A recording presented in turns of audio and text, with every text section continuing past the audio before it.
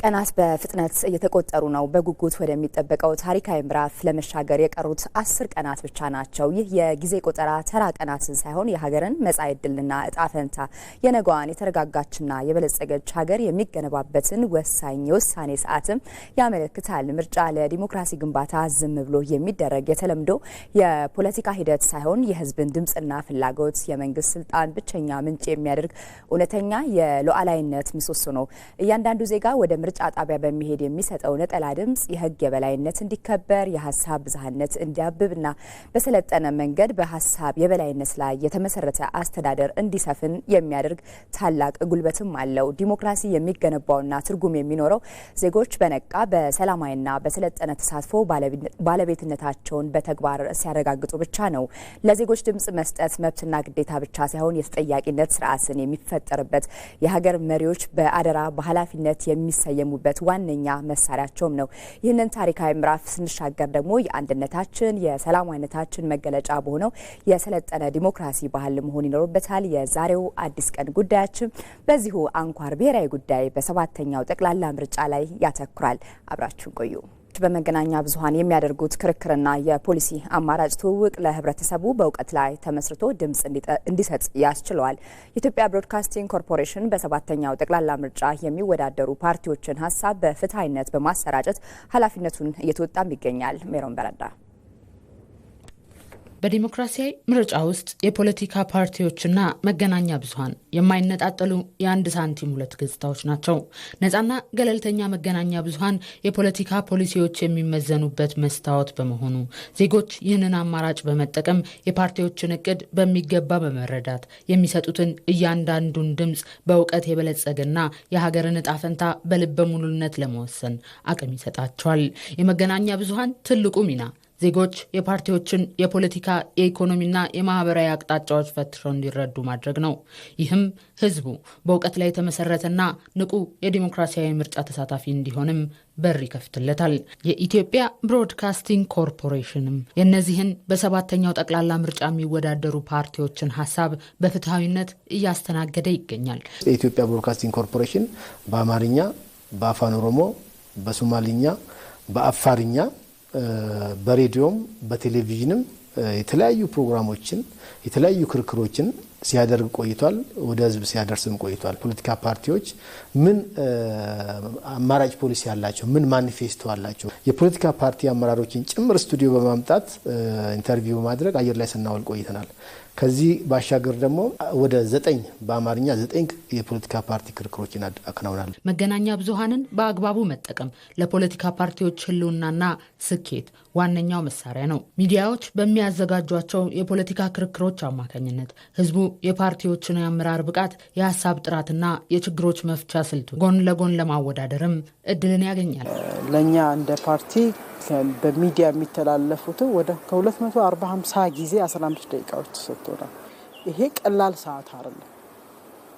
ሙሉ ለሙሉ ያሉንም ፖሊሲዎችን ፕሮግራሞችን በደንብ ማስተዋወቅ የምንችልበት ነው። የኛ አጠቃቀም ይወስናል። እኛ ደግሞ ከመጠቀም አኳያ ብዙ ፖሊሲዎቻችንና ፕሮግራሞቻችን ለህዝብ እንድናስተዋውቅ እድሉ ፈጥሮልናል። 80% እና ከዛ % በላይ ተጠቅመንበታል። ኢቢሲ እንድንልክላቸው በየጊዜው ቀድመን እንድናስገባ ስራን ፕሮዳክሽን እንድንልክላቸው ይጎተጉቱን ነበርና ትልቅ ለውጥ አለ ኢቢሲ ላይ የነበረ። እነዚህ ሚዲያዎች መጠቀም ነሰሰሊ አርባን የሆነውን ኤሪያ ብቻ ሳይሆን ወይም ከተማውን ብቻ ሳይሆን ገጠሩን ለማግኘት ጠቃሚ ናቸው ብለን ስለምናምን በተቻለን አቅም የሚያቅማችንን ሞክረን ተደራሽ ለማድረግ እየሞከረን እንገኛለን። በዚህ የሚዲያ እድል በጣም ኮኦፕሬቲቭ ናቸው። አንዳንደኛ አጉድለን ወይ ደግሞ ምናልባትም በሰዓቱ ሳይገኝ ሲቀር በዚህ ቀን የሚዲያ እንትን አላችሁ ተጠቀሙበት ምናምን የሚሉ በጣም ፖዚቲቭ የሆነ እንዲኖር የማድረግ ነገር አይቻለሁኝ። ይሁንና ግን ፓርቲዎቹ ራሳቸው የተመደበላቸውን የአየር ሰዓት በመጠቀም ረገድ ክፍተቶች ተስተውለውባቸዋል። አንዳንድ ፖለቲካ ፓርቲዎች በአፋን ኦሮሞ ላይ በሶማሊኛና በአፋርኛ ላይ የተመደበላቸውን የአየር ሰዓት በመጠቀም ረገድ ክፍተቶች ይስተዋላሉ። ለምሳሌ ከመጋቢት 23 እስከ ሚያዝያ 30 ያለውን የኢትዮጵያ ቴሌቪዥን ላይ የተመደበውን ነጻ አየር ሰዓትና የተጠቀሙትን ለንጽጽር አንስቼ ብነግርሽ ወደ 2190 ደቂቃ ለፖለቲካ ፓርቲዎች ነጻ የአየር ሰዓት ተመድቦላቸዋል። ከዚህ ውስጥ የፖለቲካ ፓርቲዎች 1848 የሚጠጋውን ደቂቃ ተጠቅመዋል። ይሄ በመቶኛ ሲሰላ ወደ 84% የተመደበላቸውን ነጻ አየር ሰዓት ተጠቅመዋል ማለት ነው። ጥቂት ቀናት የቀሩት 7ኛው ጠቅላላ ምርጫ ዜጎች የሚመራቸውን አካል በደንብ ያውቁ ዘንድ መገናኛ ብዙሃንን መከታተል እንደሚገባቸው የጠቆሙት የፖለቲካ ፓርቲ አባላቱ እንደነዚህ አይነት መድረኮች ደግሞ ከምርጫ ጊዜያት ውጭ ቢቀጥሉ የዲሞክራሲያዊ ልምምድን እንደሚያዳብር የፓርቲዎቹ እምነት ነው። እጩዎችን ለመለየትም የእጩ ፓርቲዎችንም ለማወቅ መቼም ለመምረጥ አንዱ መብቱ ነው አይደል? ዜጋ ካርዱን ይዟል፣ ግን ምንን እንደሚመርጥ ማወቅ መቻል አለበት። ለዛ መከታተል አለበት። ሚዲያና የፓርቲዎች ሀሳብ የሚቀርቡባቸው የተለያዩ መንገዶች አሉ። ያን ሁሉ አክሰስ መጠቀም መቻል አለበት ዜጋ። እኛ የምንችለውን ያህል በራሳችን በተለያየ ቋንቋ ስናስተምር ቆይተናል። በክርክሮቹ ረገድ በርከት ያሉ መሆን አለባቸው። ክርክሮች ነሰሰሊ ወይም ደግሞ የምርጫ ወቅትን ብቻ ጠብቀው መደረግ አለባቸው ብለን አናምንም። በእርግጥ አንዳንድ መድረኮች ላይ እንዲህ አይነት ነገሮችን እድል የማግኘት እድል አለ። እነዚያ መድረኮች ላይ በተመሳሳይ እንዲህ አይነት ውይይቶች ወይም ክርክሮች ማድረግ መልካም ነው ብለን እናምናለን። ልምምዶች የሚመጡት የተወሰነ ፍርሃት፣ መገፈፍ እና የመሳሰሉት ካልቸር ስለሆነ ሁሉም ነገር የባህል ለውጥ ስለሆነ እነዛን ነገሮች መለማመድ ያስፈልጋል ብለን እናምናለን። አሁን ባለው ተጨባጭ ሁኔታ የፖለቲካ ፓርቲዎች እያንዳንዳቸው ከተመደበላቸው ጥቅል የአየር ሰዓት 80% ከዚያ በላይ መጠቀማቸውን አረጋግጠዋል። ምርጫ የዜጎች ፖለቲካዊ ስልጣን መገለጫና የወደፊት እጣ ፈንታቸውን የሚወስኑበት ታሪካዊ ሂደት ነው። ይሁንና የአንድ ምርጫ ስኬት የሚለካው በሂደቱ ቴክኒካዊ ዝግጁነት ብቻ ሳይሆን ባለቤቶቹ ዜጎች በምርጫው ላይ ለመሳተፍ ባላቸው ንቃተ ህሊናና የስነልቦና ዝግጁነት ጭምር ነው። ለ7ኛው ጠቅላላ ምርጫ የዜጎች ዝግጅት ምን ይመስላል ስትል ሰናይት ብርሃኔ በአዲስ አበባ ተዘዋውራ ተከታዩን ጥንቅር አዘጋጅታለች። የፊታችን ግንቦት 24 ለሚካሄደው 7ኛው ጠቅላላ ምርጫ በርካታ ዜጎች ለመራጭነት የሚያበቃቸውን ካርድ በእጃቸው ይዘዋል። የተለያዩ የፖለቲካ ፓርቲዎች ደግሞ ዜጎች ሊመርጧቸው የሚያስችሏቸውን የፖሊሲና ስትራቴጂ አማራጮችን የኢትዮጵያ ብሮድካስቲንግ ኮርፖሬሽን ኢቢሲን ጨምሮ በተለያዩ የሚዲያ አማራጮች ቅስቀሳዎችን እያከናወኑ ይገኛሉ። ለመሆኑ ዜጎች ለ7ኛው ጠቅላላ ምርጫ ምን ያህል ዝግጁ ናቸው? ያው የሚመረጠውን አካል ሊመርጥ ዝግጁ ነኝ። በእኔ በኩል ዝግጁ ነኝ። ምክንያቱም የሀገሪቱ እጣ ፈንታ በምርጫ ነው ሉዓላዊ የሚሆነው ብዬ ስለማስብ በእኔ በኩል ተዘጋጅቻለሁ። ያው 24ን በጉጉት እየጠበቅን ነው። ያው ማን ሀገሪቷን ያሻግራል፣ ማን ይለውጣል የሚለውን ለመምረጥ ተዘጋጅተናል። እንግዲህ ካልመረጥን ደግሞ ነገ ያው ዋጋ ያስከፍለናል። ደግሞ ባልመረጥነው ሰው ደግሞ ስንመራ ነገ ኮምፕሌን ብናቀርብ ራሱ አጥጋቢ አይደለም። ስለዚህ ለዛ ብዬ በማመን ወስጄ ቀኑ የጠበቅኩ ነው። ማን መምረጥ እንዳለብኝና በሚገባ ነገ የእያንዳንዱ የግለሰብ የሀገሪቱን ጉዳይ ክሊር በማድረግ ለመምረጥ ጥሩ ነገር ኮንሴፕት አግኝቻለሁ ብዬ አስባለሁ። እኔ አዲስ አይደለሁም ለምርጫ። ይሄ 7ኛዬ ነው ማለት ነው። ሀገሪቷ ማን ይመራል፣ እንዴት ትለወጣለች፣ አሁንስ በምን ሁኔታ አለች በሚለው ሂሳቤ ራሴን ሬዲ አድርጌ እየጠበኩ ነው ያለሁት። ለተቀን በየደቂቃው በየሰዓቱ በየስራ ቦታ ላይ ይሄ ነገር ቅስቀሳ ተጠናክሮ ቢቀጥል የምንመርጠውን ይበልጥ ለማወቅ ያው ይረዳናል ብዬ አስባለሁ። ግንቦት 4 እኔ ልመርጥ ተዘጋጅቻለሁ። ሁሉም ያው ይመርጥ ይበጀናል ይመራናል ያለው መጥቶ መምረጥ ይችላል።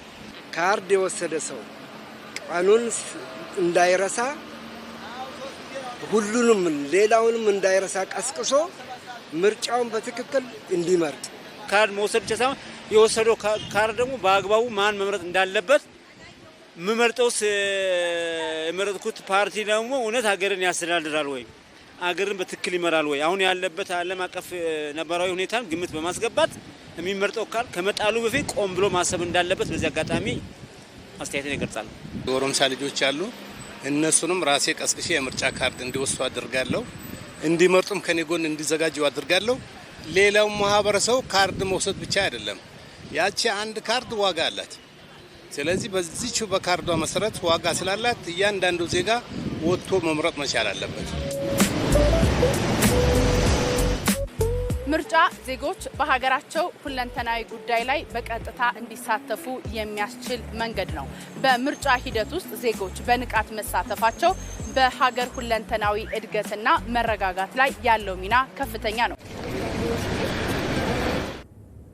ተመልካቾች አሁንም ቀጥለናል። እንደሚታወቀው በሰባተኛው ጠቅላላ ምርጫ ከ50 ሚሊዮን በላይ ዜጎች የተመዘገቡበት እንደሆነ ይታወቃል። ኢትዮጵያ በታሪኳ ካካሄደቻቸው ምርጫዎች እንግዲህ ይህ ቁጥር ከፍተኛ መሆኑም ይታወቃል። ይህ ቁጥር ብቻ አይደለም፣ ብዙ ትርጉም የሚሰጥ ነው። ምክንያቱም ዜጎች እንግዲህ ድምጻቸው ምን ያህል ዋጋ እንዳለው አምነው እንደተመዘገቡም የሚያሳይ ነው። በአጠቃላይ በሀገሪቱም ደግሞ የዲሞክራሲ ልምምድ እያደገ መምጣቱ ትልቅ ምዕራፍን ጥሎ የሚያልፍ እንደሆነም የሚያሳይ ነው። ከዛ በዘለለ ደግሞ እንግዲህ በተለይ የምንመለከታቸው በፖለቲካ ፓርቲዎች የተደረጉ ያሉ ፉክክሮችና አማራጭ የፖሊሲ ሀሳቦችንም እንግዲህ በአጠቃላይ በሀገር የዲሞክራሲ ልምምድ ውስጥ ራሱን የቻለ ትልቅ ምዕራፍን የሚያሳይ እንዲሁም ደግሞ የራሱን የሆነ አሻራ የሚያሳርፍ እንደሆነ ይታወቃል።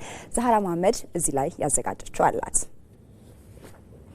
ሰባተኛው ጠቅላላ ምርጫ በኢትዮጵያ የዲሞክራሲ ስርዓት ግንባታ ላይ ጉልህና አውንታዊ አሻራ ጥሎ እንደሚያልፍ ይጠበቃል። ይህ ምርጫ ከቀደሙት ሀገራዊ ምርጫዎች በተለየ መልኩ የፖለቲካ ምህዳሩን በማስፋት በህዝባዊ ተሳትፎ ስፋትና በሂደቱ ታማኝነት ረገድ አዳዲስ ተስፋዎችን ይዞ ብቅ ብሏል። የምርጫው ሂደት የተለያዩ የፖለቲካ ፓርቲዎች አማራጭ ፖሊሲዎቻቸውንና ሀሳቦቻቸውን በነጻነት ለህዝብ የሚያቀርቡበት የክርክር መድረኮችንም በስፋት ፈጥሯል። ይህ ሂደት የፖለቲካ ልዩነቶችን በኃይል ወይም በግጭት ሳይሆን በሰላማዊ የሀሳብ ፍልሚያና በውይይት የመፍታት ባህል በህብረተሰቡና በፖለቲካ ልሂቃን ዘንድ እንዲዳብር አግዟል። በዚህም ምክንያት ከሰባተኛው ጠቅላላ ምርጫ የተሻለ ነገር እንደሚጠብቁ የፖለቲካ አመራሮች ይናገራሉ።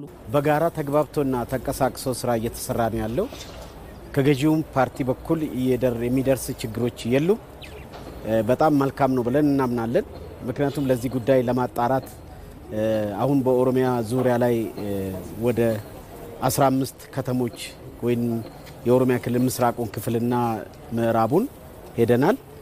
እጅግ በጣም ፍጹም ሰላማዊ የሆነ ምርጫ እንደሚካሄድም ተገንዝበናል። እንግዲህ ምክንያቱም ጅማሬው በጣም ቆንጆ ነው። ሰባተኛው ምርጫ አሁን በተሻለ መልኩ ካየናቸው ከተገነዘብነው አንጻራዊ ነገር ስንመለከት እጅግ በጣም ጥሩ ነው። በምናየው አይነት የሚጠናቀቅ ከሆነ ጥሩ የዲሞክራሲ ነጻብራቅ ሊሆን ይችላል ብዬ አስባለሁ። የዲሞክራሲ መገለጫ ይሄ ብሔራዊ ምርጫ የሚባለው አንድ ዜጋ የመብትና የነጻነትና የእኩልነት መብቱን ኤክሰርሳይዝ ከሚያደርግባቸው ነገሮች አንዱ የፈለገውን ያመነበትን የወደደውን መርጦ አይሆነኝም የሚለውን ደግሞ በድምፁ መጣል የሚችልበት ስርዓት። ሰባተኛው ሀገራዊ ምርጫ ከሌሎች ምርጫዎች የተሻለ ፍትሃዊ ዲሞክራሲያዊ ሆኖ ከተጠናቀቀ የሰላማዊ ትግል ልምምድ መኖር አለበት። ሰላማዊ በሆነ መንገድ ስልጣን ለማግኘት ጥረት መደረግ አለበት ብለን ስለምናምን ስለዚህ ምርጫው ፍትሃዊ፣ ነጻ፣ ዲሞክራሲያዊ ሆኖ መጠናቀቅ አለበት ብለን እናምናለን። በዚህ ምርጫ የኢትዮጵያ ብሔራዊ ምርጫ ቦርድ የፖለቲካ ምህዳሩን ለሁሉም እኩልና ክፍት ለማድረግ የወሰዳቸው እርምጃዎች ለውድድሩ ፍትሃዊነት ትልቅ አቅም ፈጥረዋል።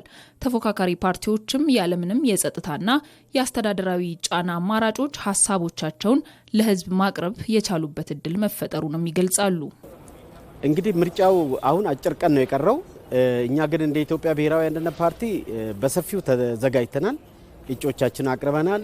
የቅስቀሳ ሂደቶችንም አንቀሳቅሰናል። ጥሩ ነው። የህዝብ ግንዛቤ አዌርነስ አለው።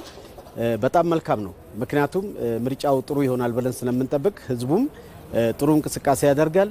ምክንያቱም ትልቁ መፍትሄ የሰጠው የገዢው ፓርቲ ሰላማዊና ዲሞክራሲያዊና ፍትሃዊ በሆነ መንገድ ፖለቲካው እንዲሳለጥ የፖለቲካ ምህዳሩ እንዲሰፋ ባደረገው እገዛ መሰረት ነው እንግዲህ ይሄ ነገር የተካሄደው።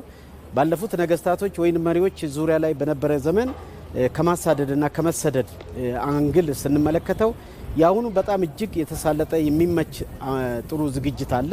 ስለዚህ እኛ እንደ ኢትዮጵያ ብሔራዊ አንድነት ፓርቲ ጥሩ ተዘጋጅተናል። ምንም አይነት እንከንም ችግር የሚያጋጠመን ነገር የለም። እስካሁን ድረስ ልክ እንደ ገዢ ፓርቲ ሆነን ነው እየሰራን ያለ ነው። ያው መልካም ነገር እንጠብቃለን ብለናል። በዚህ በምርጫው ለምርጫው የሚያስፈልገውን ዝግጅት በበኩላችን አቅም በፈቀደ ሁሉ አድርገናል።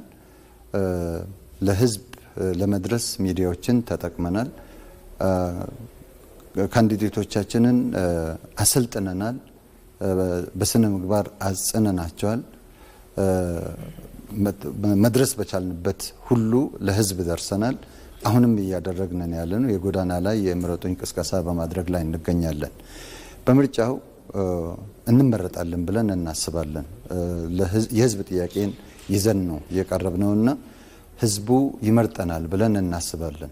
ህዝቡ ያቀረብነውን ገዝቶን የሚመርጠን ከሆነ በሀገር ግንባታ ላይ የበኩላችንን አሁንም አስተዋጽኦአችንን እናቀርባለን። መንግስት ሆነን ከቀረብን ደግሞ በማኒፌስቶችን ያቀረብናቸውን ነገሮች ተግባራዊ እናደርጋለን። ምናልባት ለዚህ ደርሰን የማንበቃ ከሆነም አሁንም ትግላችንን እንቀጥላለን። ያው አሁን እውነት ነው በጣም ውስን ቀን ነው የቀረው ለምርጫው ቀን። በዋናነት እኛም ነገሮችን ወደ ማጠናቀቅ እየሄድን ያለ ነው። የምርጫ ዘመቻዎችን ማድረግ በምንችልባቸው በተወሰኑ ኤሪያዎች ላይ በተቻለ መጠን እያደረግን ያለ ነው። ያለንን ተሳትፎ ኦልሞስት ወደ ማጠናቀቁ ላይ ያለ ነው። የተለያዩ ኮንስትሬን የሚያደርጉ ነገሮች ቢኖሩም ከሞላ ጎደል እያጠናቀቅን ያለ ነው። በሰባተኛው ጠቅላላ ምርጫ ኢትዮጵያ ካለፉት የምርጫ ታሪኮቿ በመማር የተሻለና ህዝባዊ አመኔታ የተንጸባረቀበት አዲስ ምዕራፍ መክፈት እንድትችል እድል የፈጠረ ሆኗል። ይህ በጎ ጅምር ኢትዮጵያ ለምትፈልገው ዘላቂ ልማትና አስተማማኝ መረጋጋት ጠንካራ ምሰሶ ሆኖ ያገለግላል ተብሎም ይጠበቃል።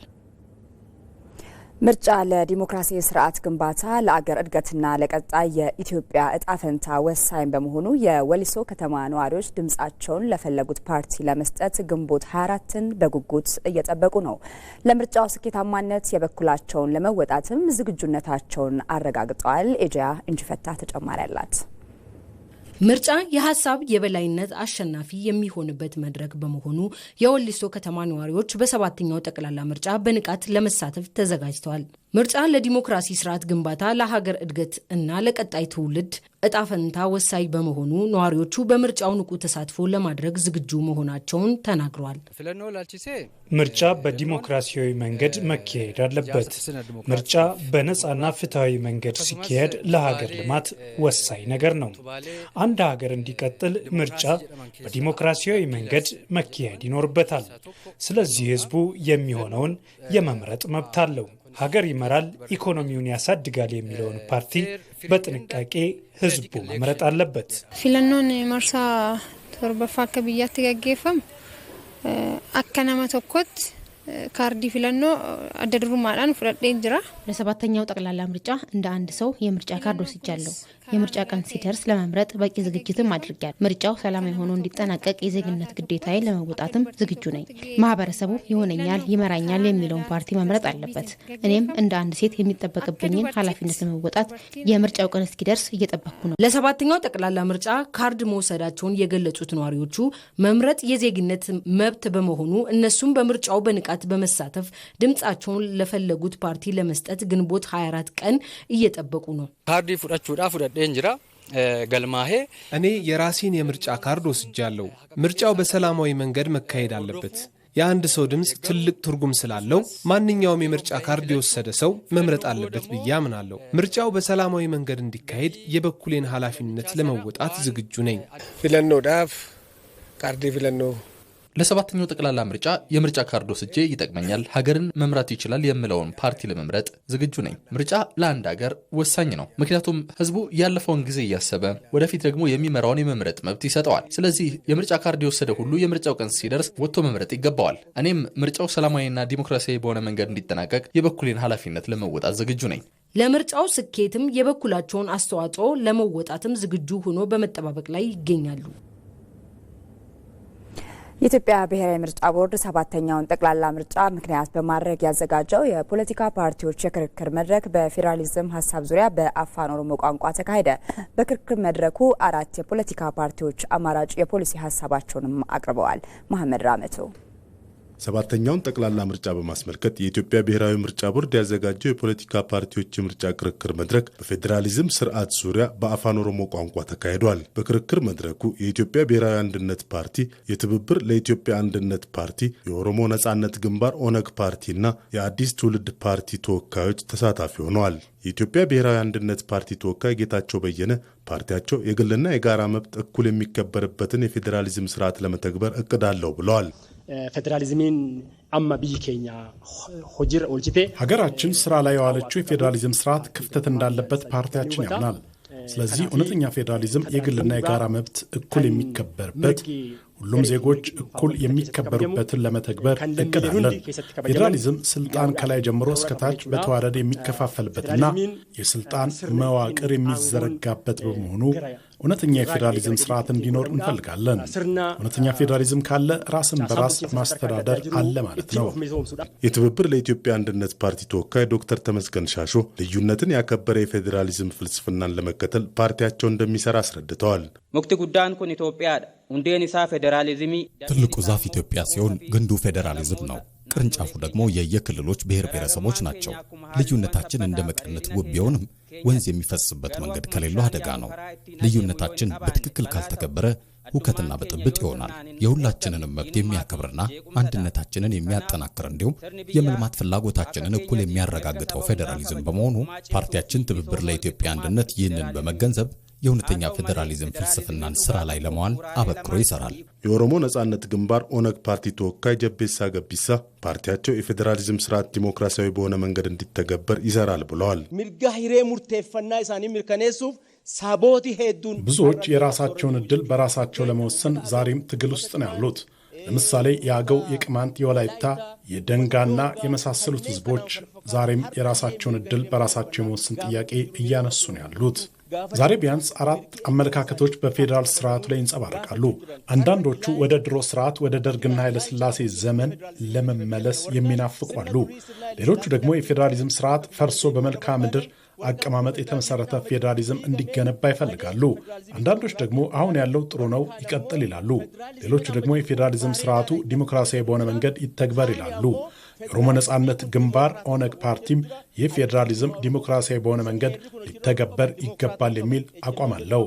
የአዲስ ትውልድ ፓርቲ ተወካይ ተሰማ ሁሉቃ ፓርቲያቸው የፌዴራሊዝም ስርዓቱን ለማጠናከር እንደሚሰራ ጠቁመዋል።